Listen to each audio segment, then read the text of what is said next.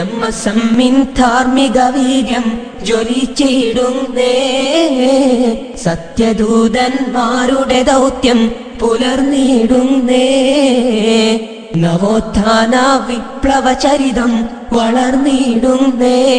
ഇന്ന് എമ്മസമ്മിൻ വീരഗാഥ ഇതാ പാടുന്നേ. അസ്സലാമു അലൈക്കും വറഹ്മത്തുള്ളാഹി വബറകാതുഹു. അൽഹംദുലില്ലാഹി റബ്ബിൽ ആലമീൻ വസ്സലാത്തു വസ്സലാമു അലാ റസൂലിഹിൽ അമീൻ വഅലാ ആലിഹി വസഹ്ബിഹി അജ്മഈൻ. അമ്മാ ബഅദ്. ഇൻ ഉരീദു ഇല്ലൽ ഇസ്ലാഹ് മസ്തതഅതു വമാ തൗഫീഖി ഇല്ലാ ബില്ലാഹ് അലൈഹി തവക്കൽതു വഇലൈഹി ഉനീബ്.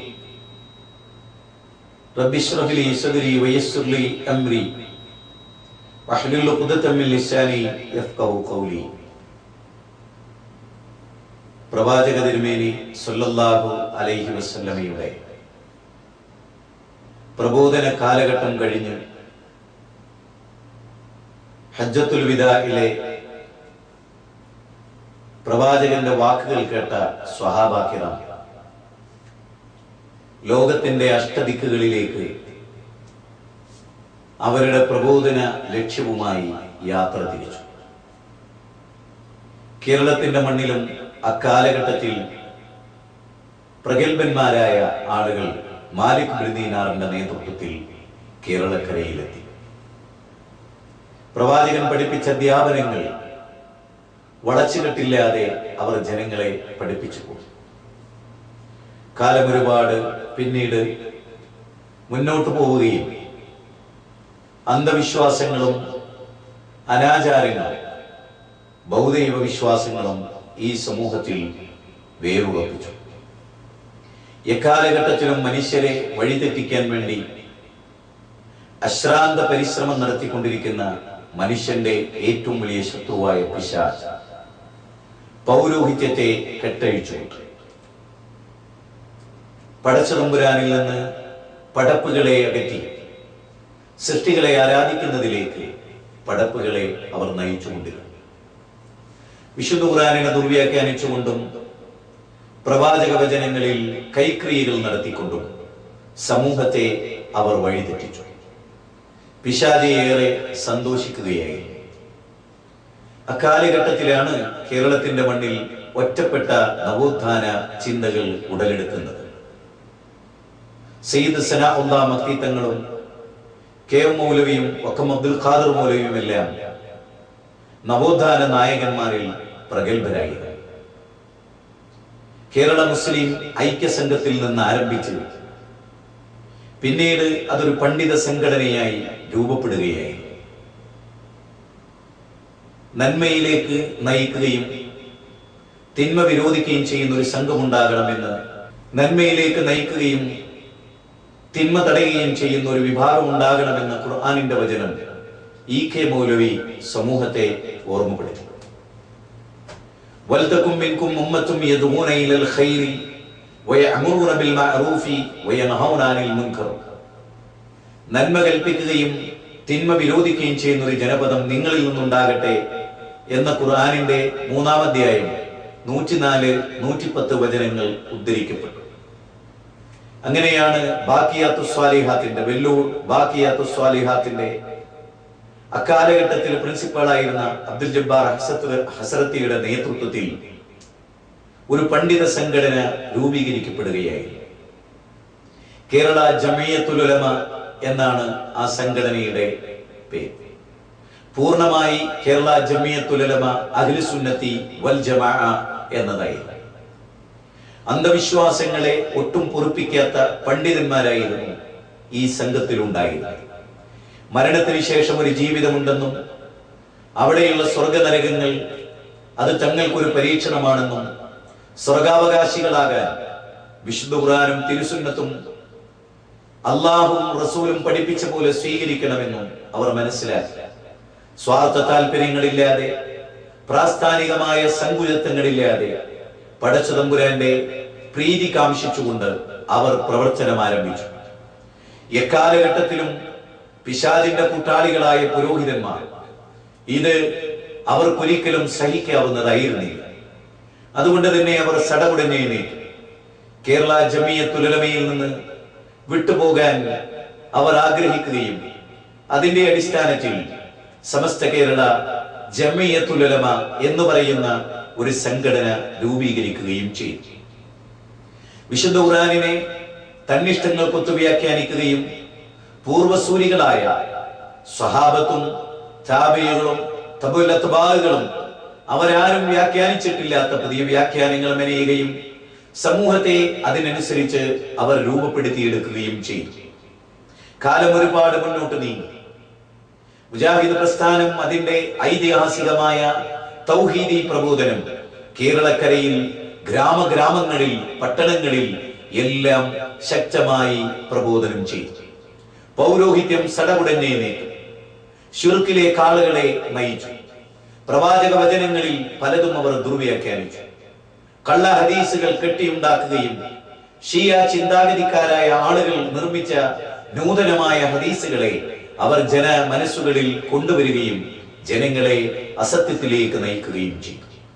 പിന്നീട് മുജാഹിദ് പ്രസ്ഥാനത്തിലെ പണ്ഡിതന്മാരായിരുന്നു പിശാചിന്റെ ഏറ്റവും വലിയ ഉന്നം. പിഴച്ചവരെ പിന്നീട് പിഴപ്പിക്കുക എന്ന ദൗത്യം പിശാചിനില്ലല്ലോ.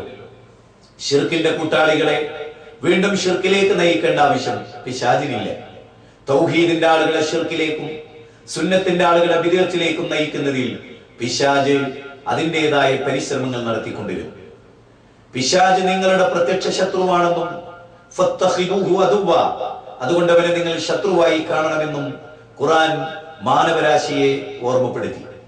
പിശാച് മുജാഹിദ് പ്രസ്ഥാനത്തിൽ ശക്തമായി പ്രവർത്തിക്കാൻ ആരംഭിച്ചു. ചില പണ്ഡിതന്മാരെ പിശാചിന് അവന്റെ കൂട്ടാളികളായി ലഭിക്കുകയായിരുന്നു.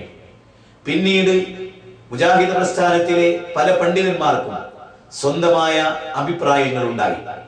ജാമിയ നദിവിയയിലെ ലെക്ചറായി ജോലി ചെയ്തിരുന്ന ചേകനൂർ മൗലവിയാണ് പിന്നീട് ദുർവ്യാഖ്യാനങ്ങളുമായി കടന്നു വന്ന മറ്റൊരു കഥാപാത്രം.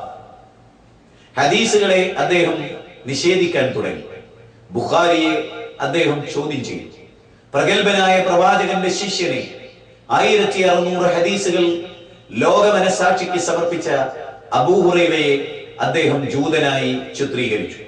മുജാഹിദ് പ്രസ്ഥാനത്തിൽ നിന്ന് വേറിട്ടു പോയി ഖുർആൻ സുന്നത്ത് സൊസൈറ്റി എന്ന പേരിൽ ഒരു സംഘം രൂപീകരിച്ച് ഹദീസിനെ നിഷേധിക്കുക വഴി ഖുർആനിന്റെ നിഷേധിയായി അദ്ദേഹം മാറി. മയ്യത്ത് നമസ്കരിക്കാൻ പോലും ആളുകൾക്ക് അവസരം ലഭിക്കാത്ത വിധം അദ്ദേഹം ഈ ഭൂമുഖത്ത് നിന്ന് നിഷ്കാസിതനായി. സ്വാതന്ത്ര്യം നൽകപ്പെട്ട ഒരു നാട്ടിൽ അദ്ദേഹത്തിന്റെ നിഷ്കാസനത്തിന്റെ പിന്നിൽ പ്രവർത്തിച്ചവർ ആരായിരുന്നാലും അതിനെ നാം ന്യായീകരിക്കുകയോ അംഗീകരിക്കുകയോ ചെയ്യുന്നില്ല. ചേകനൂർ മൗലവി മുജാഹിദ് പ്രസ്ഥാനത്തിന്റെ വേദിയിൽ നിന്ന് പിഴച്ചുപോയ ആളിൽ ഒരാൾ. CN അഹമ്മദ് മൗലവി മുഅ്ജിസത്തിനെ നിഷേധിക്കുകയും വ്യക്തിപരമായി വ്യാഖ്യാനിക്കുകയും യുക്തിക്കനുസരിച്ച് പ്രമാണങ്ങളെ മാറ്റിവെച്ചുകൊണ്ട് സ്വഹാബത്തിന് യാതൊരു പ്രാധാന്യവും കൊടുക്കാതെ അദ്ദേഹം അദ്ദേഹത്തിൻ്റെതായ നൂതന വ്യാഖ്യാനങ്ങൾ മെനഞ്ഞു. പിന്നീട് ജമാഅത്തെ ഇസ്ലാമി രൂപീകരിക്കപ്പെട്ടു. KC അബ്ദുള്ള മൗലവി കേരള ജമിയത്തുൽ ഉലമയിലെ മെമ്പറായി. പിന്നീട് മൗദൂദിയൻ ചിന്ത സ്വാധീനിക്കുകയും വിശുദ്ധ ഖുർആനിനെ രാഷ്ട്രീയ വ്യാഖ്യാനത്തിന് വിധേയമാക്കുകയും ചെയ്തു. വോട്ട് ചെയ്യൽ ശിർക്കാണെന്ന് ജമാഅത്തെ ഇസ്ലാമി ഖുർആനോദി പ്രഖ്യാപിച്ചു. ഇത്തഖദു അഹ്ബാറഹും വറുഹ്ബാനഹും അർബാബൻ മിൻ ദൂനില്ലാഹ് എന്ന ഖുർആനിലെ 9-ാം അധ്യായം 31-ാമത്തെ വചനത്തിന്റെ പശ്ചാത്തലവും സബബുൻ നുസൂലും പരിഗണിക്കാതെ തന്നിഷ്ടത്തിനൊത്ത് ജമാഅത്തെ ഇസ്ലാമി ഖുർആനിനെ വ്യാഖ്യാനിച്ചു. വോട്ട് ചെയ്യൽ ശിർക്കാണെന്ന് മാത്രമല്ല, സർക്കാർ ജോലി തേടൽ ശിർക്കാണ് എന്ന് ജമാഅത്തെ ഇസ്ലാമി വാദിച്ചു. വക്കീൽ പണിയും ജഡ്ജി വിഭാഗത്തിൽ പ്രവർത്തിക്കുന്നതും അനിസ്ലാമികമാണെന്നും ജാഹിലിയത്താണെന്നും ബിംബാരാധനയ്ക്ക് തുല്യമാണെന്നും ജമാഅത്തെ ഇസ്ലാമി വാദിച്ചു പോകും. അഹ്ലു സുന്നത്തി വൽ ജമാഅത്തിന്റെ അഖീദയിൽ തെല്ലും വ്യതിചലിക്കാതെ കേരളത്തിൽ പിടിച്ചു നിന്ന പ്രസ്ഥാനമാണ് കേരള നദ്വത്തുൽ മുജാഹിദീൻ പ്രസ്ഥാനം. പിന്നീട് ഓരോരുത്തരും അവരുടേതായ ഇഷ്ടങ്ങൾ ഈ പ്രസ്ഥാനത്തിലേക്ക് കടത്തിക്കൂട്ടാൻ തുടങ്ങി. 2002-ൽ നമ്മളിൽ നിന്ന് പിരിഞ്ഞുപോയ മടവൂരി വിഭാഗം ചെയ്തത് ഈ പണിയാണ്. നിങ്ങൾക്കറിയാം, 1982 കൊട്ടപ്പുറത്ത് വെച്ച് നടന്ന വാദപ്രതിവാദത്തിൽ മരിച്ചവരോട് പ്രാർത്ഥിക്കാൻ വിശുദ്ധ ഖുർആനിൽ തെളിവുണ്ടോ എന്ന മുജാഹിദ് പണ്ഡിതന്മാരുടെ ചോദ്യത്തിന് അക്കാലഘട്ടത്തിലെ പുരോഹിതനായ കാന്തപുരം പറഞ്ഞു, ഉണ്ട് മൗലവി, ഉണ്ട്. ഖുർആനിലെ 45-ാം അധ്യായം 43-ാമത്തെ വചനം അദ്ദേഹം ദുർവ്യാഖ്യാനിച്ചു. അള്ളാഹുവിനെ മാത്രമേ ആരാധിക്കാൻ പൂർവ്വ പ്രവാചകന്മാരെ പഠിപ്പിച്ചിട്ടുള്ളൂ എന്ന് അള്ളാഹുവിന്റെ റസൂലിനെ ബോധ്യപ്പെടുത്തുന്ന വചനത്തെ അദ്ദേഹം ദുർവ്യാഖ്യാനിച്ചു. ആ ദുർവ്യാഖ്യാന പ്രവണതയെ അക്കാലഘട്ടത്തിലെ മഹാന്മാരായ പണ്ഡിതന്മാർ ചോദ്യം ചെയ്തു. AP അബ്ദുൽ ഖാദർ മൗലവിയും ചെറിയ മുണ്ടം അബ്ദുൽ ഹമീദ് മദനിയും ഒക്കെ ഈ ദുർവ്യാഖ്യാന പ്രവണതയെ നഖശികാന്തം എതിർത്തു പോന്നു. പിന്നീട് മുജാഹിദ് പ്രസ്ഥാനം അതിന്റെ ഏറ്റവും സുന്ദരമായ തൗഹീദി പ്രബോധനത്തിന്റെ കാലയളവുകളിലൂടെ കടന്നുപോയി. ആയിരക്കണക്കിന് ആളുകൾക്ക് ഇസ്ലാമിലേക്ക് അത് തുറവി നൽകുകയുണ്ടായി. അന്ധവിശ്വാസങ്ങളിൽ നിന്ന് മനുഷ്യരെ ഇസ്ലാഹി പ്രസ്ഥാനത്തിന്റെ പണ്ഡിതന്മാർ മോചിപ്പിക്കുകയുണ്ടായി. പിശാചിന് ഇത് സഹിക്കാനായില്ല. ഇസ്ലാമിക സമൂഹത്തിന്റെ ശത്രുപക്ഷത്തിനും മുനാഫിക്കുകളുടെ കുപ്പായമിട്ടവർക്കും മുജാഹിദ് പ്രസ്ഥാനത്തിന്റെ ജൈത്രയാത്രയിൽ അസൂയയുണ്ടായി. മുജാഹിദ് പണ്ഡിതന്മാരെ പലരെയും അവർ ഒറ്റക്കൊറ്റക്ക് കാണാൻ തുടങ്ങി. അവർക്കിടയിൽ വിശ്വാസികൾ ഉണ്ടാക്കാൻ തുടങ്ങി. അവരുടെ ചിന്തകളിൽ നേരിയ വ്യതിയാനങ്ങൾ പ്രകടമായി. പിന്നീട് ഇഖ്റ ബിസ്മി റബ്ബിക്കല്ലദീ ഖലഖ് എന്ന ഖുർആനിക വചനത്തെ KK മുഹമ്മദ് സുല്ലമി സ്വന്തം ഇഷ്ടപ്രകാരം വ്യാഖ്യാനിച്ചു. അല്ലാഹു അദ്ദേഹത്തിന് പുറത്തു കൊടുക്കട്ടെ എന്ന് നാം പ്രാർത്ഥിക്കുകയാണ്. അദ്ദേഹം വിശുദ്ധ ഖുർആനിനെ തന്നിഷ്ടപ്രകാരം വ്യാഖ്യാനിച്ചപ്പോൾ KJയും കേരള നദ്വത്തുൽ മുജാഹിദീനും KJയുടെ ആസ്ഥാന നഗരിയായ മദീനത്തുൽ ഉലൂമിൽ വെച്ച് 36 മണിക്കൂർ നീണ്ടു നിൽക്കുന്ന ചർച്ചയിലൂടെ മൻഹജു സലഫിന്റെ പ്രാധാന്യവും സ്വഹാബത്തും താബിഈങ്ങളും തബൂൽ അത്ബാഉകളും വ്യാഖ്യാനിച്ച പോലെ ഖുർആൻ വ്യാഖ്യാനിക്കാൻ പാടുള്ളൂ എന്നവർ വാദിച്ചു. ആ പ്രമാണം വിജയിച്ചു. അവസാനം അത് തീരുമാനിക്കപ്പെട്ടു. അതിനുശേഷം അതിനെ ലംഘിച്ചുകൊണ്ട് ഒരു നീല പുസ്തകം പ്രചരിപ്പിക്കുകയുണ്ടായി.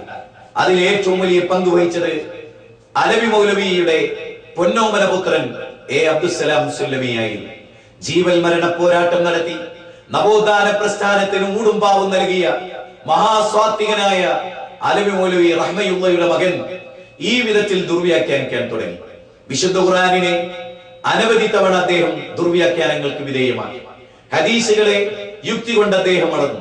അദ്ദേഹത്തിന്റെ സഹീഹ് ബുഖാരിയുടെ വ്യാഖ്യാനങ്ങളിൽ തന്നിഷ്ടപ്രകാരമുള്ള ഒരുപാട് വ്യാഖ്യാനങ്ങൾ അദ്ദേഹം നൽകുകയുണ്ടായി. വിശുദ്ധ ഖുർആനിന്റെ 3-ാം അധ്യായം സൂറത്ത് ആൽ ഇംറാനിലെ 175-ാമത്തെ വചനത്തെ അദ്ദേഹം ദുർവ്യാഖ്യാനിച്ചു. മടവൂരികളുടെ എല്ലാ ദുർവ്യാഖ്യാനങ്ങളെയും അക്കാലഘട്ടത്തിലെ യുവപ്രബോധകന്മാർ പിടികൂടി. അതിൽ പേരെടുത്തു പറയേണ്ട ഒരു മഹാവ്യക്തിത്വമാണ് ഡോക്ടർ KK സക്കരിയ സ്വലാഹി. വിശുദ്ധ ഖുർആനിലെ 3-ാം അധ്യായം 175-ാമത്തെ വചനത്തിൽ മക്കാ മുശ്രിക്കുകളെ കുറിച്ചുള്ള പേടി പിശാച് വിശ്വാസികളുടെ മനസ്സിൽ അങ്കുരിപ്പിച്ചു. അതുകൊണ്ട് തന്നെ നിങ്ങൾ മക്കാ മുശ്രിക്കുകളെ പേടിക്കേണ്ടതില്ലെന്നും കാഫിറുകളെയും ജൂതന്മാരെയും നിങ്ങൾ പേടിക്കേണ്ടതില്ലെന്നും എന്ന ഖുർആനിക വചനത്തെ അവർ ദുർവ്യാഖ്യാനിച്ച് പിശാചിനെ നിങ്ങൾ പേടിക്കേണ്ടതില്ല, നിങ്ങൾ എന്നെയാകുന്നു പേടിക്കേണ്ടത് എന്ന് അള്ളാഹു പറയുന്നു എന്ന് അള്ളാഹു പറയാത്ത കാര്യം അള്ളാഹുവിന്റെ പേരിൽ പറയുകയായിരുന്നു. വലാ തൽബിസുൽ ഹഖ്ഖ ബിൽ ബാതിൽ വതക്തുമുൽ ഹഖ്ഖ വഅൻതും തഅലമൂൻ. സത്യത്തെ അസത്യവുമായി അവർ കൂട്ടിക്കുഴച്ചു. വിശുദ്ധ ഖുർആൻ 2-ാം അധ്യായം 42-ാമത്തെ വചനം. ജൂതന്മാരുടെ പാരമ്പര്യമായിരുന്നു ഇത്. അതുകൊണ്ടാണ് സൂറത്ത് ഫാത്തിഹയിൽ ഗൈറിൽ മഗ്ദൂബി അലൈഹിം വലദ്ദാലീൻ എന്ന് നമ്മൾ പ്രാർത്ഥിക്കുന്നത്. അല്ലാഹുവേ, ജൂതന്മാരുടെ പാതയിൽ നീ ഞങ്ങളെ ഉൾപ്പെടുത്തരുതേ. അതോടൊപ്പം വഴിവെച്ച ക്രിസ്ത്യാനികളുടെയും ദൗർഭാഗ്യങ്ങൾ എന്ന് പറയട്ടെ സലാം സുല്ലമി ഈ വഴി തിരഞ്ഞെടുക്കുകയായിരുന്നു. അദ്ദേഹത്തെ പിന്തുടർന്നിട്ടുള്ള ആളുകളും ഇതേ വഴിയിലൂടെ യാത്ര തിരിക്കുകയായിരുന്നു. മുജാഹിദ് പ്രസ്ഥാനം അതിനെ നഖശികാന്തം എതിർത്തു. മാതൃസംഘടനയുടെ പ്രബോധകന്മാരുടെ പ്രബോധനം കേട്ട് കേരള ജനത ഉണർന്നു. മടപൂരികളിൽ പലർക്കും ബോധമുണ്ടായി. അവർ തിരിച്ച് മാതൃസംഘടനയെ ചേക്കേറി. എന്നാൽ പിന്നീട് സലാസുല്ലമിയുടെ വാദമുഖങ്ങൾ KJയിലെയും KNMലെയും ചില പണ്ഡിതന്മാർക്ക് പിടികൂടുന്ന ദയനീയമായ കാഴ്ചയാണ് നമ്മൾ കണ്ടത്. അത് ഓർമ്മപ്പെടുത്തിയവരെ ജമിയത്തുലമയെ വിമർശിക്കുന്നവരായും KNM-നെ എതിർക്കുന്നവരായും അവരിലെ പണ്ഡിതന്മാർ മുദ്രകുത്തി. നിങ്ങൾ ഒരു കാര്യം സവിശേഷമായി ഇവിടെ ഓർക്കേണ്ടതുണ്ട്. കടവത്തൂരിൽ നടന്ന മടവൂരികൾക്കുള്ള മറുപടിയിൽ KK സക്കരിയ സ്വലാഹി സൂറത്തു ആൽ ഇംറാനിലെ 175-ാമത്തെ വചനത്തെ ദുർവ്യാഖ്യാനിച്ച സലാം സുല്ലമിയുടെ വിദണ്ഡവാദങ്ങളെ പ്രമാണങ്ങൾ വെച്ച് ഖണ്ഡിച്ചു.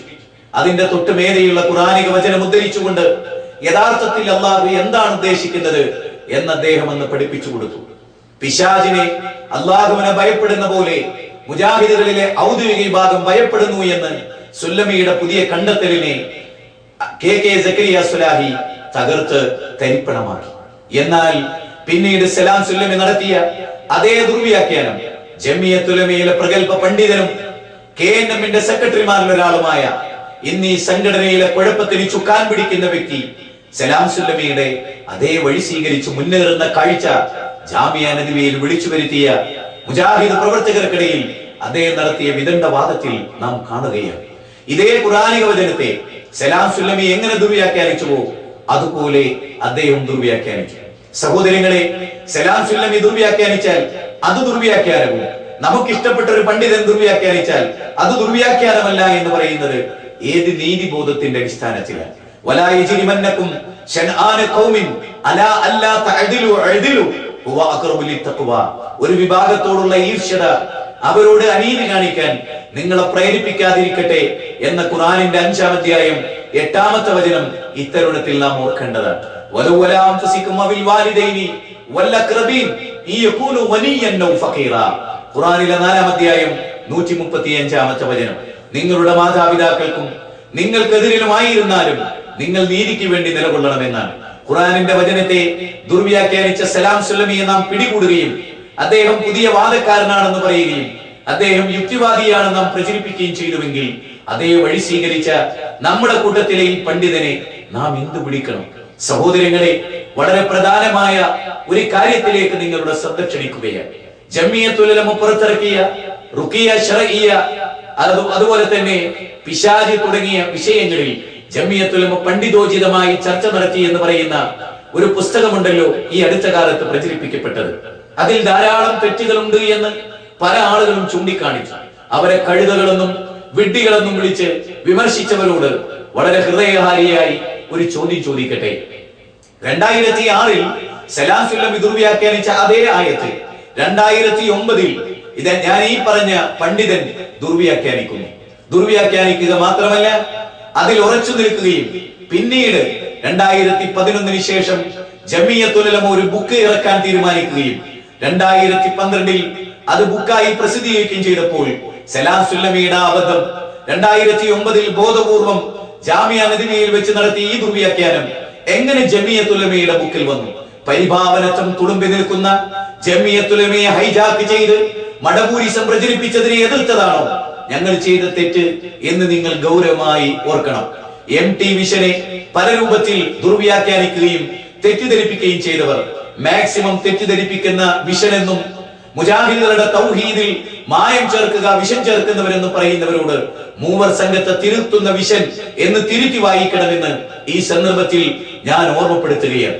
മൂവർ സംഘത്തെ തിരുത്തുന്ന വിഷൻ, അതാണ് MT വിഷൻ എന്ന തിരിച്ചറിവ് നിങ്ങൾക്കുണ്ടാകണം. സ്വർഗമാണ് നിങ്ങൾ ആഗ്രഹിക്കുന്നതെങ്കിൽ സ്വർഗത്തിന്റെ വഴിത്താരകൾ ഒരിക്കലും നിങ്ങൾക്ക് നഷ്ടപ്പെട്ടു പോകരുത് എന്ന് ആഗ്രഹിക്കുന്നത് കൊണ്ട് ഖുർആൻ ദുർവ്യാഖ്യാനിക്കുന്ന ഈ പിശാചിന്റെ സന്തത സഹചാരികളിൽ നിന്ന് നിങ്ങളെ മോചിപ്പിക്കുകയാണ്. ജമിയത്തുൽ ഉലമയല്ല നിങ്ങൾ വിമർശിച്ചത്. പരിഭാവനത്വമുള്ള ജമിയത്തുൽ ഉലമയെ ഈ ദുർവ്യാഖ്യാനക്കാർ ഹൈജാക്ക് ചെയ്ത് അതിന്റെ പണ്ഡിതന്മാരെ വിലക്കെടുത്ത് അവരെ തെറ്റിദ്ധരിപ്പിച്ചപ്പോൾ ജമിയത്തുൽ ഉലമ നൂറ്റാണ്ടുകളോളം നിലനിൽക്കേണ്ട ഒരു പണ്ഡിത സംഘടനയാണ് എന്ന് നിങ്ങൾ ഓർക്കണം. അതിന്റെ പേരിലാണ് ഈ കരിഞ്ചന്ത. അതിനെ തൊണ്ടി സഹിതം പിടിക്കുകയാണ് MT വിഷൻ ഈ സംരംഭത്തിലൂടെ ചെയ്യുന്നത്.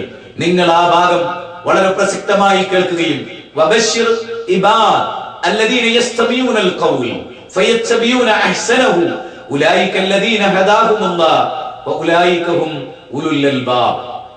വാക്കുകൾ ശ്രദ്ധിച്ചു കേൾക്കുകയും അതിൽ ഏറ്റവും നല്ലത് പിൻപറ്റുകയും ചെയ്തവർ അവർക്കാണ് അല്ലാഹു ഹിദായത്ത് നൽകുക.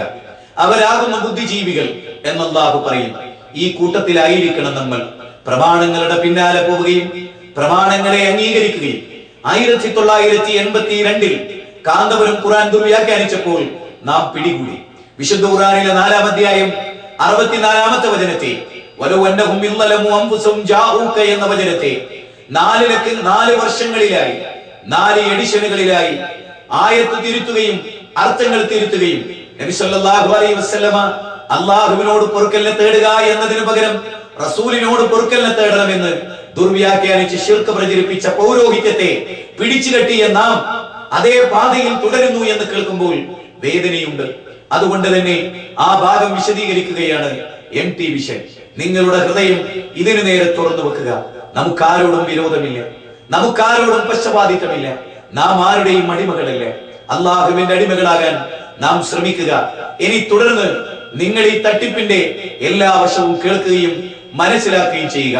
സന്ദർഭോചിതമായി ഇനിയും വിശദീകരണം ഉണ്ടാകും. അള്ളാഹു നമ്മെ സത്യത്തിൽ ഉറപ്പിച്ചു നിർത്തുമാറാകട്ടെ.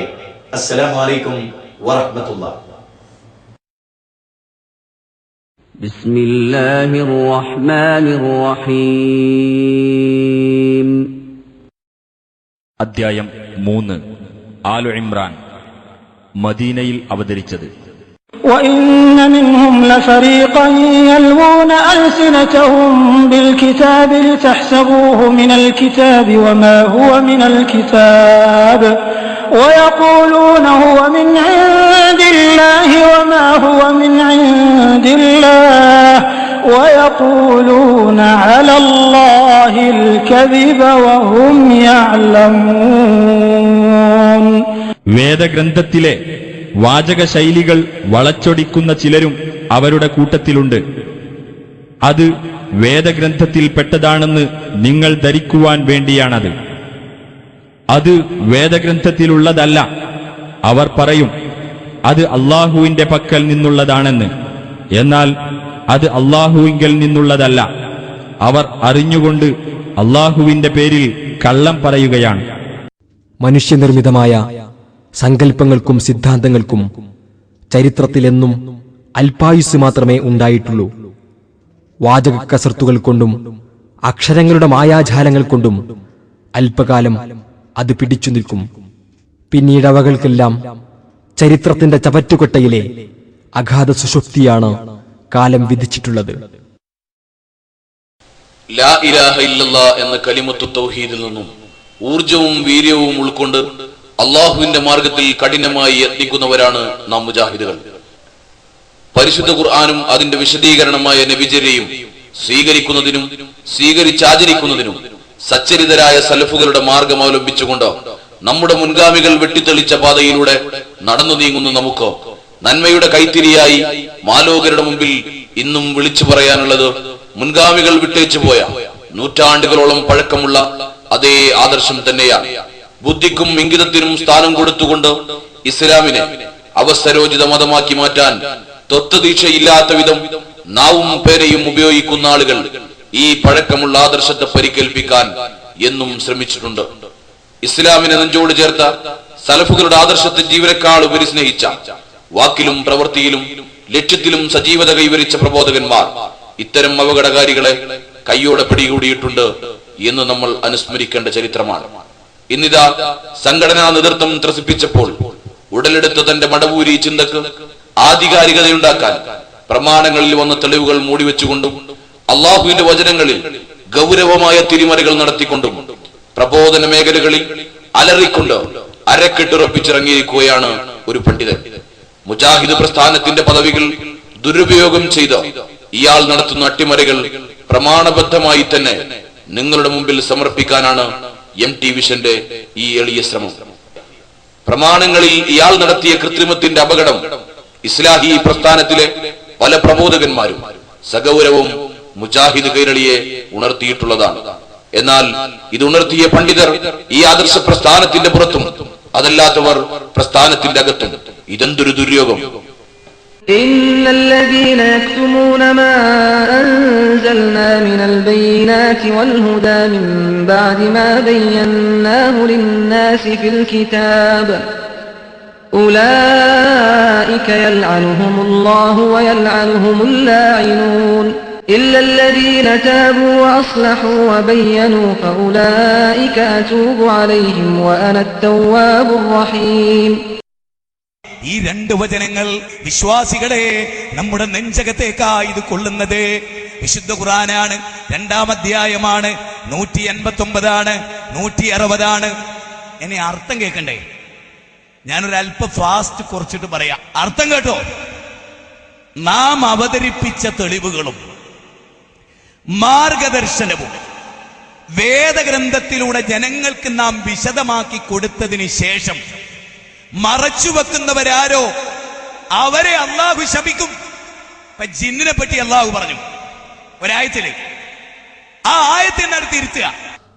യുഹവ്വിഫു ഔലിയാഅഹു, ഖുർആൻ പറഞ്ഞു നിങ്ങൾ അവനെ ഭയപ്പെടേണ്ടതില്ല, പിശാചിനെയല്ല നിങ്ങൾ പേടിക്കേണ്ടത്. ഫലാ തഖാഫൂഹും വഖാഫൂനി, എന്നെയാണ് നിങ്ങൾ ഭയപ്പെടേണ്ടത്. യുഹവ്വിഫു ഔലിയാഅഹു, ഖുർആൻ പറഞ്ഞു നിങ്ങൾ അവനെ ഭയപ്പെടേണ്ടതില്ല, പിശാചിനെയല്ല നിങ്ങൾ പേടിക്കേണ്ടത്. ഫലാ തഖാഫൂഹും വഖാഫൂനി, എന്നെയാണ് നിങ്ങൾ ഭയപ്പെടേണ്ടത്. ആ ആയത്തിന്റെ മാറ്റുക. പാതകമല്ലേ? അപരാധമല്ലേ? അപകടമല്ലേ? ഹേയ് ഹേയ് വിശ്വാസി സമൂഹമേ, നിങ്ങൾക്ക് എന്ത് പറ്റി? ആരെ കാത്തിരിക്കുക?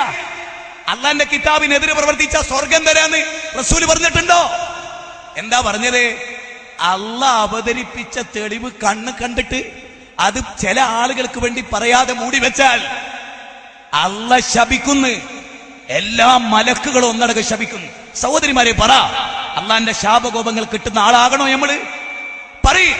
പടച്ചതമ്പുരാന്റെ ശാപകോപങ്ങൾക്ക് നമ്മൾ പാത്രീഭൂതരാകണോ? ലാ ഇലാഹ ഇല്ലല്ലാഹ് പറഞ്ഞുകൊണ്ട് നടക്കുന്ന ആളുകൾ തന്നെ ചെയ്യുന്ന അട്ടിമറികൾ പുറത്തു വന്നുകൊണ്ടിരിക്കുകയാണ്. പരിശുദ്ധ ഖുർആനിന്റെ നേരെ ഒരു കാലഘട്ടത്തിലും ഒരാൾക്കും ധൈര്യം വരാത്ത സംഗതികളാണ് നടന്നുകൊണ്ടിരിക്കുന്നത്. ഇതറിയാതെ പോകരുത്, കാണാതെ പോകരുത്. വിശുദ്ധ ഖുർആനിനെ സംബന്ധിച്ച് അല്ലാഹ് പറഞ്ഞിട്ടുണ്ട്, അതിനെ നാം കാക്കുന്നതാണ്, അതിനെ നാം തന്നെ സംരക്ഷിക്കുന്നതാണ്. അത് ഖിയാമത്ത് നാൾ വരെ അതിന്റെ വള്ളിപുള്ളി വ്യത്യാസം വരുത്താൻ ഒരാൾക്കും കഴിയാതെ സംരക്ഷിക്കും. ഏതെങ്കിലും കേമന്മാര്, കൊമ്പന്മാര്, വമ്പന്മാര് അതിലെന്തെങ്കിലും തെറ്റുകൾ വരുത്താൻ തയ്യാറായാൽ ഉടനടി കണ്ടുപിടിക്കാൻ ഈ ലോകത്ത് റബ്ബുൽ ആലമീൻ ഏർപ്പാട് ചെയ്തിട്ടുണ്ട്. യുഹവ്വിഫു ഔലിയാഅഹു, ഖുർആൻ പറഞ്ഞു നിങ്ങൾ അവനെ ഭയപ്പെടേണ്ടതില്ല, പിശാചിനെയല്ല നിങ്ങൾ പേടിക്കേണ്ടത്. ഫലാ തഖാഫൂഹും വഖാഫൂനി, എന്നെയാണ് നിങ്ങൾ ഭയപ്പെടേണ്ടത്. ഈ ശബ്ദം ശ്രവിക്കുന്ന ഏതെങ്കിലും സുഹൃത്തുക്കൾ അത്തരത്തിലുള്ള ആളുകളെ സ്നേഹിക്കുന്നവരുണ്ടെങ്കിൽ സ്നേഹം പിൻവലിക്കണം എന്ന് എനിക്ക് അഭിപ്രായമില്ല. പക്ഷേ നിങ്ങൾക്ക് റബ്ബിന്റെ കിതാബിനോട് സ്നേഹമുണ്ടോ? അല്ലാഹുവിന്റെ വചനത്തിനോട് സ്നേഹമുണ്ടോ? എങ്കിൽ ചിന്തിക്കണം. അല്ലാഹു സുബ്ഹാനഹു വ തആലയുടെ പൊരുത്തമെന്നുദ്ദേശിച്ചുകൊണ്ട് ഇത്തരത്തിലുള്ള തിന്മകൾക്കെതിരെ പ്രതികരിക്കാൻ ഈമാനുള്ള ഉമ്മമാരുള്ളേ, പെങ്ങന്മാരില്ലേ, സുഹൃത്തുക്കളില്ലേ? നിങ്ങൾ ഇറങ്ങണം. നാളെ മുതൽ ഇത്തരത്തിലുള്ള ആദർശവൈരികളെ പിടിച്ചു കെട്ടാൻ നമ്മുടെ കയ്യിലുള്ളത് വിശുദ്ധ ഖുർആനാണ്. നേരത്തെ ജിഹാദിനെ കുറിച്ചുള്ള വിഷയം പറഞ്ഞപ്പോ എന്റെ സുഹൃത്തോദിയില്ലേ, വജാഹിദുഹും ബിഹി ജിഹാദൻ കബീറാ, വിശുദ്ധ ഖുർആൻ കൊണ്ട് ഇവരോട് ഏറ്റവും വലിയ യുദ്ധം നടത്തിക്കോ നബിയേ എന്ന് പറയുന്നുവെങ്കിൽ ഇത്തരത്തിലുള്ള കള്ളന്മാരെ തൊണ്ടി സഹിതം പിടികൂടാനാണ് ഇവിടെ മുജാഹിദ് പ്രസ്ഥാനം നടക്കുന്നത്. നിങ്ങളത് പഠിച്ചു വെക്കണം. അള്ളാഹുവിന്റെ ആയത്തിന് നേരെ എന്തൊരു കടന്നു കയ്യേറ്റമാണ്, എന്തൊരു കരുളറപ്പാണ്, എന്തൊരു ധൈര്യമാണത്. മനുഷ്യ ജീവിതത്തിൽ എല്ലാ സന്ദർഭത്തിലും മനുഷ്യനെ പഴപ്പിക്കാൻ ഒരു ശത്രുവുണ്ട്. അവൻ എല്ലാ കാലത്തും ശത്രുവാണ്. എല്ലാ കാലത്തും ഫുൾ ടൈം നമുക്ക് ശത്രുവാണ്. മരിക്കുന്നത് വരെ ഇബ്ലീസ് നിങ്ങളെ ശത്രുവാണ്. ഫത്തഖിദൂഹു അദുവ്വ, അവൻ നിങ്ങളെ ശത്രു. അതുകൊണ്ട് ജാഗ്രത പുലർത്തണം. ഈ വിഷയം ചർച്ച ചെയ്തപ്പോ എന്താ പറഞ്ഞത്? ഇത് ജിന്നൂരികളാണ്, ജിന്നിലേക്കുള്ള വിളിക്കലാണ് എന്നൊക്കെയാണ്. ഇത് അമാനമൗലയുടെ ഞാൻ ഇങ്ങനെ തന്നെ കൊണ്ടുവന്ന് കാണിക്കുന്നത് എന്തിനറിയോ? അമാനമൗലവി ഈ അടുത്ത കാലത്ത് ജീവിച്ച കുട്ടി മൗലവിപ്പെട്ട ഒരാളല്ല. കുട്ടി മൗലവിമാർ അങ്ങനെ ചില ആളുകളുടെ വിമർശനമാണ്. അമാനമൗലവി കുട്ടി മൗലവി അല്ല. ഇത് അമാനമൗലയുടെ 2ാം വോളിയാ. ഞാൻ പേജ് നമ്പർ പറഞ്ഞത് നിങ്ങൾ പെണ്ണുങ്ങളോ ആണുങ്ങളോ ഒക്കെ ഒന്ന് പോയിട്ട് നോക്കണം. അമാനമൗലവി ഇതിൽ പറഞ്ഞതേ നമ്മൾ പറയുന്നുള്ളൂ. അതെന്താ? അമാനമൗലവിയുടെ പരിഭാഷയിലെ 1200-ാമത്തെ പേജിൽ നിന്ന് ഞാൻ നിങ്ങൾക്ക് ഒരു ഭാഗം വായിച്ച് കേൾപ്പിച്ചു തരാം. വായിച്ചു നോക്ക്. ചില പരമാർത്ഥങ്ങൾ ഇവിടെ ഓർമ്മിക്കുന്നത് നന്ന്. ഒരാൾക്ക് അള്ളാഹുവിനെ കുറിച്ചുള്ള ബോധവും, ശരിക്കും ശ്രദ്ധിച്ചോളിട്ടോ, ഒരാൾക്ക് അള്ളാഹുവിനെ കുറിച്ചുള്ള ബോധവും ഭയഭക്തിയും എത്ര കണ്ട് ഉണ്ടോ അത്ര കണ്ട് അവൻ പിശാചിനെ പേടിക്കാത്തവനാണ് അതാണ് എന്ന് പ്രചരിപ്പിക്കുന്ന പ്രചരണം ശരിയാണ്. കേട്ടോളിട്ടോ, ഒരാൾക്ക് അള്ളാഹുവിനെ കുറിച്ച് ബോധവും ഭയഭക്തിയും എത്ര കണ്ടുണ്ടോ അത്ര കണ്ട് അവൻ ഏറ്റവും കൂടുതൽ പിശാചിനെ പേടിക്കുന്നവനായിരിക്കും. അമ്മനൊലി പറയാ, കേട്ടോളി. അവൻ പിശാചിന്റെ ചതിയെക്കുറിച്ചും ഭയപ്പെടുന്നവനും പിശാചിൽ നിന്നുള്ള രക്ഷയ്ക്ക് വേണ്ടി അള്ളാഹുവിനോട് പ്രാർത്ഥിക്കുന്നവനുമായിരിക്കും. ഒരാൾക്ക് പിശാചിന്റെ കെണിയിൽ അകപ്പെടുന്നതിനെ കുറിച്ച് ഭയമില്ലെങ്കിൽ, അതിനറിയല്ലോ, ഞങ്ങൾക്ക് അങ്ങനെ പ്രശ്നം, എവിടെ നോക്കിയാലും പിശാചും ബേളും മയവും എന്നാണല്ലോ പറയാ. കേട്ടോളി, ശരിക്ക് കേട്ടോളി. ഒരാൾക്ക് പിശാചിന്റെ കെണിയിൽ അകപ്പെടുന്നതിനെ കുറിച്ച് ഭയമില്ലെങ്കിൽ അതിനുള്ള കാരണം അവന്റെ വിശ്വാസദാർഢ്യമോ മറ്റേതെങ്കിലും ഉത്കൃഷ്ട ഗുണമോ അല്ല. ഒന്നുകിൽ അള്ളാഹുവിന്റെയും റസൂലിന്റെയും വചനങ്ങളിൽ, ശ്രദ്ധിച്ചോളി, അള്ളാഹുവിന്റെയും റസൂലിന്റെയും വചനങ്ങളിൽ വേണ്ടത്ര വിശ്വാസമില്ലായ്മ. അത് അന്നത്തെ ഇതിപ്പോ എഴുതിയതാന്ന് തോന്നില്ല നിങ്ങൾക്ക്? ഇവരെ കണ്ടിട്ട് തൊട്ട എഴുതിയത് തോന്നില്ല നിങ്ങൾക്ക്? ഓരെങ്ങനെ തൊട്ടിച്ചിട്ട് മനുവലി എഴുതിയാണ്. കേട്ടോളി, വചനങ്ങളിൽ വേണ്ടത്ര വിശ്വാസമില്ലായ്മ അഥവാ ആ വിശ്വാസമില്ലായ്മയുടെ അഥവാ പറഞ്ഞതിന്റെ അർത്ഥം എന്താണെന്ന് പറയുന്ന മനുവലി, അഥവാ അദൃശ്യ സൃഷ്ടികളായ ജിന്ന് വർഗത്തെയും അവരിൽപ്പെട്ട പിശാചുക്കളെയും നിഷേധിക്കുന്നവരായിരിക്കുക. പറയും എവിടെ എത്തിയിരിക്കുന്നു? ഇതേത് കാലത്ത് എഴുതിയ മനുവലി? ഇതല്ലാത്തത് എന്താ അവിടെ പറഞ്ഞത് മുജാഹിദുകൾ? 175 ആയത്ത് അങ്ങനെ തന്നെ പഠിച്ചേക്കും. 2 ആയത്തുകൾ പഠിച്ചാൽ മതി, അത് വിശദീകരിക്കുന്നുണ്ട്. ജിന്നിനും ശൈത്താനെയും കുറിച്ചുള്ള എല്ലാ അകാരണ പേടികൾക്കും നീങ്ങും. 2 ആയത്ത്. ഒന്ന് ആൽ-ഇംറാനിലെ 175 ആയത്ത്. ഇതേപോലെ തന്നെ വിശുദ്ധ ഖുർആൻ എടുത്തു പറഞ്ഞ മറ്റൊരു കാര്യം അവൻ പേടിപ്പിച്ചുകൊണ്ടിരിക്കും, ഭയപ്പെടുത്തിക്കൊണ്ടിരിക്കും എന്നുള്ളതാണ്. യുഹവ്വിഫു ഔലിയാഅഹു, ഖുർആൻ പറഞ്ഞു നിങ്ങൾ അവനെ ഭയപ്പെടേണ്ടതില്ല, പിശാചിനെയല്ല നിങ്ങൾ പേടിക്കേണ്ടത്. ഫലാ തഖാഫൂഹും വഖാഫൂനി, എന്നെയാണ് നിങ്ങൾ ഭയപ്പെടേണ്ടത്. ഇന്നമാ ദാലികുമുശ് ശൈത്താനു യുഖവ്വിഫു ഔലിയാഅഹു ഫലാ തഖാഫൂഹും. സൂറത്തു ആലു ഇംറാനിലെ 175 വചനം. 2009 ജാമിയ നദ്വിയയിലെ വളർന്നു വരുന്ന വിദ്യാർത്ഥികളുടെ മുമ്പിൽ ഈ പണ്ഡിതൻ സൂറത്തു ആൽ-ഇംറാനിലെ ആയത്ത് ഓതുന്നതും അദ്ദേഹം അതിന് നൽകുന്ന അർത്ഥവും നിങ്ങളൊന്ന് പരിശോധിച്ചു നോക്കൂ. യഥാർത്ഥത്തിൽ അദ്ദേഹം ഓതി ആ ആയത്തിന്റെ അർത്ഥം തന്നെയാണോ അദ്ദേഹം പറയുന്നത്? അഥവാ അള്ളാഹു ഉദ്ദേശിച്ച പോലെയാണോ അദ്ദേഹം അർത്ഥം പറയുന്നത്? വിശുദ്ധ ഖുർആൻ നേർക്ക് നേരെ വ്യാഖ്യാനിക്കുകയും സമൂഹത്തെ നരകത്തിൽ നിന്ന് മോചിപ്പിച്ച് സ്വർഗത്തിന്റെ വഴിയിലേക്ക് നയിക്കാൻ വേണ്ടി നാം വളർത്തിക്കൊണ്ടുവരുന്ന പണ്ഡിതന്മാരാകേണ്ട വിദ്യാർത്ഥി സമൂഹത്തിന്റെ മുമ്പിൽ ഖുർആനും സുന്നത്തുമൊക്കെ അല്പമൊക്കെ അറിയാവുന്നവരുടെ മുമ്പിലാണ് ഈ ദുർവ്യാഖ്യാനം എന്ന് നമ്മൾ ഓർക്കണം. അദ്ദേഹം ആയത്തോതി അർത്ഥം പറയുന്നത് നിങ്ങൾ നോക്കൂ, തെറ്റായ അർത്ഥമാണ് അദ്ദേഹം വെക്കുന്നത്. കാരണം അദ്ദേഹം ഉദ്ദേശിച്ച ഒരാശയമുണ്ട്. ആ ആശയം പൂർണ്ണമാകണമെങ്കിൽ ഖുർആനിന്റെ ഈ വചനത്തെ ഇങ്ങനെ ദുർവ്യാഖ്യാനിക്കണം. നിങ്ങൾ അവരെ ഭയപ്പെടരുത് എന്നതിന് നിങ്ങൾ അവനെ ഭയപ്പെടരുത്, അഥവാ നിങ്ങൾ മക്കാ മുശ്രിക്കുകളെ ഭയപ്പെടരുത് എന്ന് അള്ളാഹു ഉദ്ദേശിച്ചതിനെ നിങ്ങൾ അവനെ ഭയപ്പെടരുത്, പിശാചിനെ ഭയപ്പെടരുത്, എന്നെ ഭയപ്പെടണം.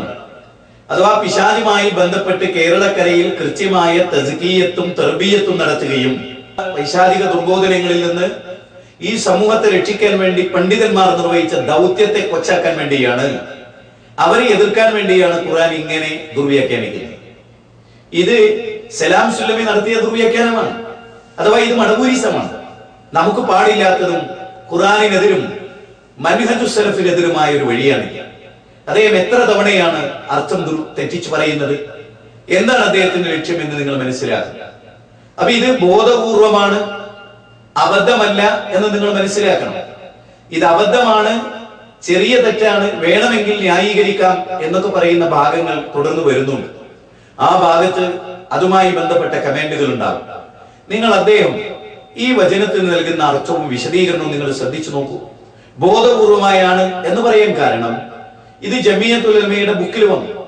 എന്നെ ഞെട്ടിപ്പിച്ച് കളഞ്ഞ ഒരു വാർത്ത ഇതിന്റെ പ്രൂഫ് നോക്കാൻ ഏൽപ്പിക്കപ്പെട്ട വ്യക്തി ഈ കൊടുത്തിരിക്കുന്ന വ്യാഖ്യാനം ശരിയല്ല എന്ന് ബോധ്യപ്പെടുത്തിയപ്പോൾ അതെന്താണ് ചെയ്യേണ്ടത് എന്ന് ചോദിച്ചപ്പോൾ അത് അങ്ങനെ തന്നെ നിലനിൽക്കട്ടെ എന്നും ഈ പണ്ഡിതൻ പറഞ്ഞു അത്രേ. എത്ര ഗൗരവമായിട്ടാണ് നാം ഇത് കാണേണ്ടത്? ബോധപൂർവമല്ലേ ഈ ദുർവ്യാഖ്യാനം? ഇത്തരം ആളുകളെയാണോ നമ്മൾ ജമിയത്തുൽ ഉലമയുടെ പണ്ഡിതന്മാരായി കൊണ്ടു നടക്കേണ്ടത്? നമ്മുടെ ആദർശ പ്രസ്ഥാനത്തെ ജനങ്ങളുടെ മുമ്പിൽ ഏറ്റവും കൂടുതൽ വൈകൃതമാക്കി അവതരിപ്പിക്കുന്ന ഇവരെയാണോ നാം സ്വീകരിക്കേണ്ടത്?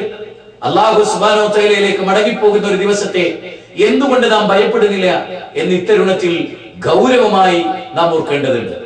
അത് ഓർമ്മപ്പെടുത്തിയവരെ ജമിയത്തുൽ ഉലമയെ വിമർശിക്കുന്നവരായും KNM-നെ എതിർക്കുന്നവരായും അവരിലെ പണ്ഡിതന്മാർ മുദ്രകുത്തി. നിങ്ങൾ ഒരു കാര്യം സവിശേഷമായി ഇവിടെ ഓർക്കേണ്ടതുണ്ട്. കടവത്തൂരിൽ നടന്ന മടവൂരികൾക്കുള്ള മറുപടിയിൽ KK സക്കരിയ സ്വലാഹി സൂറത്തു ആൽ ഇംറാനിലെ 175-ാമത്തെ വചനത്തെ ദുർവ്യാഖ്യാനിച്ച സലാം സുല്ലമിയുടെ വിദണ്ഡവാദങ്ങളെ പ്രമാണങ്ങൾ വെച്ച് ഖണ്ഡിച്ചു. അതിന്റെ തൊട്ടുമേലെയുള്ള ഖുർആനിക വചനം ഉദ്ധരിച്ചുകൊണ്ട് യഥാർത്ഥത്തിൽ അല്ലാഹു എന്താണ് ഉദ്ദേശിക്കുന്നത് എന്ന് അദ്ദേഹം അന്ന് പഠിപ്പിച്ചു കൊടുത്തു. പിശാചിനെ അല്ലാഹുവിനെ ഭയപ്പെടുന്ന പോലെ മുജാഹിദുകളിലെ ഔദ്യോഗിക വിഭാഗം ഭയപ്പെടുന്നു എന്ന് സുല്ലമിയുടെ പുതിയ കണ്ടെത്തലിനെ KK സക്കരിയ സ്വലാഹി തകർത്ത് തരിപ്പണമാക്കി. എന്നാൽ പിന്നീട് സലാം സുല്ലമി നടത്തിയ അതേ ദുർവ്യാഖ്യാനം ജമിയത്തുൽ ഉലമയിലെ പ്രഗൽഭ പണ്ഡിതനും KNM-ന്റെ സെക്രട്ടറിമാരിൽ ഒരാളുമായ ഇന്ന് ഈ സംഘടനയിലെ കുഴപ്പത്തിന് ചുക്കാൻ പിടിക്കുന്ന വ്യക്തി സലാം സുല്ലമിയുടെ അതേ വഴി സ്വീകരിച്ച് മുന്നേറുന്ന കാഴ്ച ജാമിയ നദിവയിൽ വിളിച്ചു വരുത്തിയ മുജാഹിദ് പ്രവർത്തകർക്കിടയിൽ അദ്ദേഹം നടത്തിയ വിദണ്ഡവാദത്തിൽ നാം കാണുകയാണ്. ഇനി നിങ്ങൾ അദ്ദേഹം വീണ്ടും അതിനെ ദുർവ്യാഖ്യാനിക്കുന്നത് വീണ്ടും നിങ്ങൾ കേൾക്കുക. വേദഗ്രന്ഥത്തിലെ വാചക ശൈലികൾ വളച്ചൊടിക്കുന്ന ചിലരും അവരുടെ കൂട്ടത്തിലുണ്ട്. അത് വേദഗ്രന്ഥത്തിൽ പെട്ടതാണെന്ന് നിങ്ങൾ ധരിക്കുവാൻ വേണ്ടിയാണത്. പിശാച് മനുഷ്യനെ പേടിപ്പിച്ചുകൊണ്ടിരിക്കും. അവൻ പേടിപ്പിക്കുന്നത് കണ്ട് നിങ്ങൾ ഭയപ്പെടേണ്ടതില്ല, പേടിക്കേണ്ടതില്ല. നിങ്ങൾ ഭയപ്പെടേണ്ടത് എന്നെയാണ്. അത് വേദഗ്രന്ഥത്തിലുള്ളതല്ല. അവർ പറയും അത് അല്ലാഹുവിന്റെ പക്കൽ നിന്നുള്ളതാണെന്ന്. എന്നത്രേ വിശുദ്ധ ഖുർആൻ വ്യക്തമാക്കുന്നത്. അത് വേദഗ്രന്ഥത്തിലുള്ളതല്ല. അവർ പറയും അത് അല്ലാഹുവിന്റെ പക്കൽ നിന്നുള്ളതാണെന്ന്. എന്നത്രേ വിശുദ്ധ ഖുർആൻ വ്യക്തമാക്കുന്നത്. അത് വേദഗ്രന്ഥത്തിലുള്ളതല്ല. അവർ പറയും അത് അല്ലാഹുവിന്റെ പക്കൽ നിന്നുള്ളതാണെന്ന്. എന്നത്രേ വിശുദ്ധ ഖുർആൻ വ്യക്തമാക്കുന്നത്. എന്നത്രേ വിശുദ്ധ ഖുർആൻ വ്യക്തമാക്കുന്നത്. അപ്പൊ പിശാചിനെ അല്ല ഭയപ്പെടേണ്ടത്, അള്ളാഹുവിനെയാണ് ഭയപ്പെടേണ്ടത് എന്നർത്ഥം. എന്നാൽ അത് അല്ലാഹുവിങ്കൽ നിന്നുള്ളതല്ല. അവർ അറിഞ്ഞുകൊണ്ട് അല്ലാഹുവിന്റെ പേരിൽ കള്ളം പറയുകയാണ്. സുഹൃത്തുക്കളെ, ഇവരിപ്പോ പറഞ്ഞു അവിടെ എത്തിയോ? പിശാചിനെ പേടിക്കേണ്ടതില്ല എന്ന് വർക്കുന്നിടത്തെത്തി. പിശാചിനെ യഥാർത്ഥത്തിൽ ഒരു മനുഷ്യന്റെ മുഖ്യ ശത്രു അതാണല്ലോ. ഇന്ന ശൈത്താനലക്കും അദുവ്വുൻ ഫത്തഖിദുഹു അദുവ്വാ. പിശാച് നിങ്ങളുടെ ശത്രുവാണ്, അവനെ നിങ്ങൾ ശത്രുവായി തന്നെ കണക്കാക്കണം. ഞാൻ ആദ്യം ഓതി വെച്ച ആയത്തും അതാണ്. ഇന്നമാ യദ്ഉ ഹിസ്ബഹു ലിയകൂനു മിൻ അസ്ഹാബി സഈർ. സൂറത്ത് ഫാത്തിറിലെ 6-ാമത്തെ ആയത്ത്. അവൻ അവന്റെ കക്ഷിക്കാരെ ക്ഷണിക്കുന്നത് കത്തിക്കരിയുന്ന നരകത്തിന്റെ അവകാശികളാകാൻ വേണ്ടിയാണ്. നമ്മുടെ ശത്രുവെ കുറിച്ച് ഡീറ്റെയിൽ ആയിട്ട് വിശദമായി നമ്മൾ മനസ്സിലാക്കിയാൽ അതിനനുസരിച്ച് നമുക്ക് സൂക്ഷ്മത ഉണ്ടാവും. അതുകൊണ്ട് തന്നെ തസ്കിയത്ത് ക്ലാസുകളിലൊക്കെ പിശാചിന്റെ കെണിയെ കുറിച്ച് പ്രബോധകന്മാർ കാലാകാലങ്ങളിൽ ജനങ്ങളെ ഉണർത്താറുണ്ട്. ഏതായാലും ഇയാൾ ഇപ്പൊ പറയുന്നത് ഒരൊറ്റ ആയത്ത് മതി ഇവരെ എല്ലാ വാദത്തെയും പൊളിക്കാൻ, അത് പഠിച്ചു വെച്ചോളി എന്ന് പറഞ്ഞിട്ട് ഇയാളെ ആയത്ത് ഉദ്ധരിക്കുന്നുണ്ട്. കേട്ടോളി നിങ്ങളെ പൊട്ടത്തരം. സൂറത്ത് ആൽ ഇംറാൻ 175-ാമത്തെ ആയത്ത് അങ്ങനെ തന്നെ പഠിച്ചേക്കും. ഇന്നമാ ദാലികും ശൈത്താനു യുഖവ്വിഫു ഔലിയാഹു ഫലാ തഖാഫൂഹും. സൂറത്ത് ആൽ ഇംറാനിലെ 175-ാമത്തെ വചനം. പിശാച് മനുഷ്യനെ പേടിപ്പിച്ചുകൊണ്ടിരിക്കും. അവൻ പേടിപ്പിക്കുന്നത് കണ്ട് നിങ്ങൾ ഭയപ്പെടേണ്ടതില്ല, പേടിക്കേണ്ടതില്ല. നിങ്ങൾ ഭയപ്പെടേണ്ടത് എന്നെയാണ് എന്നത്രേ വിശുദ്ധ ഖുർആൻ വ്യക്തമാക്കുന്നത്. സൂറത്ത് ആൽ ഇംറാൻ 175-ാമത്തെ ആയത്ത് അങ്ങനെ തന്നെ പഠിച്ചേക്കും. രണ്ടേ ആയത്തുകൾ പഠിച്ചാൽ മതി, അത് വിശദീകരിക്കുന്നുണ്ട്. ജിന്നിനും ശൈത്താനെയും കുറിച്ചുള്ള എല്ലാ അകാരണ പേടികൾക്കും നീങ്ങും. 2 ആയത്ത്. ഒന്ന് ആൽ ഇംറാനിലെ 175-ാമത്തെ ആയത്ത്. മറ്റേ ഞാൻ പിന്നീട് വിശദീകരിക്കുന്നുണ്ട്. വെറുതെ ഒക്കെ ഒരൊറ്റ ആയത്ത് മതി നമുക്ക് വെറുതെ എല്ലാം പൊളിച്ചാല്. ഇങ്ങനെയുണ്ട് ഒക്കെ പൊളിക്കണ ആയത്ത് കേട്ടോളിത്തോ. മടവൂരികൾ എഴുതി വെച്ചോളി. إنما ذلكم الشيطان يخوف أولياءه فلا تخافوهم وخافون إن كنتم مؤمنين. നിങ്ങളെ പേടിപ്പിക്കാൻ ശ്രമിച്ചത് പിശാചു മാത്രമാകുന്നു. അവൻ തന്റെ മിത്രങ്ങളെപ്പറ്റി നിങ്ങളെ പേടിപ്പെടുത്തുകയാണ്. അതിനാൽ നിങ്ങൾ അവരെ ഭയപ്പെടാതെ എന്നെ ഭയപ്പെടുക, നിങ്ങൾ സത്യവിശ്വാസികളാണെങ്കിൽ. ഇന്നമാ ദാലികുമുശ് ശൈത്വാനു യുഖവ്വിഫു ഔലിയാഅഹ ഫലാ തഖാഫൂഹും വഖാഫൂനി ഇൻ കുൻതും മുഅ്മിനീൻ. ശൈത്താനെ പേടിക്കേണ്ട ആയത്താണ്. എല്ലാ പേടിയും അത് മുഴുവൻ പൊളിക്കാട്ടോ കേട്ടോളി. എന്താ ചെറിയമുണ്ടോ പറപ്പൂരും കൊടുത്ത അർത്ഥം? അത് നിങ്ങളെ പേടിപ്പിക്കാൻ ശ്രമിച്ചത് പിശാച് മാത്രമാകുന്നു. അവൻ തന്റെ മിത്രങ്ങളെ പറ്റി നിങ്ങളെ പേടിപ്പെടുത്തുകയാണ്. അതിനാൽ നിങ്ങൾ അവരെ ഭയപ്പെടാതെ എന്നെ ഭയപ്പെടുക, നിങ്ങൾ സത്യവിശ്വാസികളാണെങ്കിൽ. ഇതിലെവിടെ സുന്നബി ശൈത്താനെ പേടിക്കണ്ടാന്ന്? എവിടെ മടവൂരികളെ ഏറ്റി നടക്കുന്ന മുഹദ്ദിദിന്റെ പൊട്ടപ്പോയത്തം കാണിച്ചേരി. ഒരു ശൈത്താനും കണ്ടു, ഫലാ തഖാഫൂനിന്നും കണ്ടു, വഖാഫൂനിന്നും കണ്ടു. അപ്പൊ ശൈത്താനെ പേടിക്കണ്ടാന്ന്. ഇത് എന്താ സംഭവം എന്നറിയോ? ഉഹദ് യുദ്ധം കഴിഞ്ഞിട്ട് തിരിച്ചു. ആ യുദ്ധത്തിന് മുസ്ലിങ്ങൾ കുറച്ച് പരാജയം ഉണ്ടായല്ലോ. അബൂ സുഫിയാനും കൂട്ടരും തിരിച്ചു പോകുമ്പോ അടുത്ത കൊല്ലം ബദറിൽ വെച്ചിട്ട് കാണാം.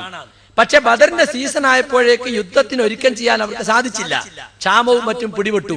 പക്ഷെ മാനക്കേടല്ലേ അങ്ങനെ പറഞ്ഞിട്ട് പോകാതിരുന്നാൽ? അപ്പൊ അതിനോടൊരു കള്ളപ്രചരണം അയച്ചു വിട്ടു. നുഐം ബിൻ മസൂദ് എന്ന് പറയുന്ന ഒരുത്തനെ മദീനയിലേക്ക് ശട്ടം കെട്ടി അയച്ചു. ഖുറൈശികൾ മക്കയിൽ വമ്പിച്ച പടയൊരുക്കം നടത്തുന്നുണ്ട് എന്ന് മദീനയിൽ പ്രചരണം നടത്താൻ. ആ പ്രചരണം ചില മുനാഫിക്കീങ്ങൾ ഏറ്റെടുത്തു. യഹൂദികളായ ശത്രുക്കളും ഏറ്റെടുത്തു. അവർ കള്ളപ്രചരണം നടത്തി. ആ കള്ളപ്രചരണം ഉണ്ടാക്കിയത് പിശാചാണ്. അതിനെപ്പറ്റി അത് പറയുന്നത് കേട്ടോ. പക്ഷേ സത്യവിശ്വാസികളോട് പറയാണ്, ആ മുനാഫിക്കീങ്ങളെ നിങ്ങൾ പേടിക്കണ്ട, ആ യഹൂദികളെ നിങ്ങൾ പേടിക്കണ്ട, നിങ്ങൾ എന്നെയാണ് പേടിക്കേണ്ടത് എന്ന് പറയാണ്. അപ്പൊ പിശാചിന്റെ മിത്രങ്ങളെ പേടിക്കണ്ട എന്ന് പറഞ്ഞിടത്ത് പിശാചിനെ പേടിക്കണ്ട, യഹൂദിനെയും മുനാഫിക്കിനെയും പേടിക്കണ്ട എന്നുള്ളത് ശൈത്താനെ പേടിക്കണ്ട. അപ്പൊ ശൈത്താനും കണ്ടു, ഫലാ തഖാഫൂന്നും കണ്ടു. അടിച്ചു വിടുക, ഒറ്റ മതി നമുക്ക്, ഒക്കെ പൊളിച്ച നല്ല പൊളിക്കല. അതിന്റെ മേലത്തെ ആയത്ത് എന്താണെന്നറിയോ? അതേറ്റ് ബന്ധപ്പെട്ട ആയത്തത് 153 154. الذين قال لهم الناس إن الناس قد جمعوا لكم فاخشوهم فزادهم إيمانا وقالوا حسبنا الله ونعم الوكيل. ആ ജനങ്ങൾ നിങ്ങളെ നേരിടാൻ സൈന്യത്തെ ശേഖരിച്ചിരിക്കുന്നു, അവരെ ഭയപ്പെടണം എന്ന് ആളുകൾ അവരോട് പറഞ്ഞപ്പോൾ അത് അവരുടെ വിശ്വാസം വർദ്ധിപ്പിക്കുകയാണ് ചെയ്തത്. സഹാബികൾക്ക് ഈമാൻ വർദ്ധിച്ചു. മാത്രല്ല അവർ പറഞ്ഞു, അതായത് സഹാബികൾ പറഞ്ഞു, ഞങ്ങൾക്ക് അല്ലാഹു മതി, ഭരമേൽപ്പിക്കുവാൻ ഏറ്റവും നല്ലത് അവനത്രേ എന്ന് പറഞ്ഞിട്ട് ഞാൻ നേരത്തെ പറഞ്ഞ ഉഹദ് യുദ്ധത്തിന് ശേഷം ഉണ്ടായ ആ കള്ളപ്രചരണത്തെ കുറിച്ചുള്ള അടിക്കുറിപ്പ് ചെറിയ മുണ്ടം കൊടുക്കാണ്. അമാനി മൗലവി കൊടുത്ത അടിക്കുറിപ്പ് കേട്ടോളി. മദീന വ്യാഖ്യാനം. മദീനയെ ആക്രമിക്കുവാൻ ഖുറൈശികൾ വമ്പിച്ച സൈന്യശേഖരം നടത്തുന്നുണ്ട്. അവർ ഈ രാജ്യം നശിപ്പിച്ചേക്കും, അവരെ ഭയപ്പെട്ടുകൊള്ളണം എന്നിങ്ങനെ മുകളിൽ കണ്ടതുപോലെയുള്ള ഭീഷണികളും കള്ളപ്രചരണങ്ങളും ഒക്കെ പിശാചിന്റെ വകയാണ്. അവനും അവന്റെ അനുയായികളുമാണ് അതിന്റെ വക്താക്കൾ. അവന്റെ ബന്ധുക്കളായ അവിശ്വാസികളെ കുറിച്ച് നിങ്ങളിൽ ഭയം ജനിപ്പിച്ച് നിങ്ങളെ നിർവീര്യരാക്കി മുതലെടുക്കുകയാണ് അവന്റെ ലക്ഷ്യം. അത്തരം ഭീഷണിക്കൊന്നും സത്യവിശ്വാസികളായ നിങ്ങൾ വഴങ്ങരുത്. സത്യവിശ്വാസികളായ സ്ഥിതിക്ക് നിങ്ങൾ അല്ലാഹുവിനെ മാത്രമാണ് ഭയപ്പെടേണ്ടത് എന്ന് സാരം.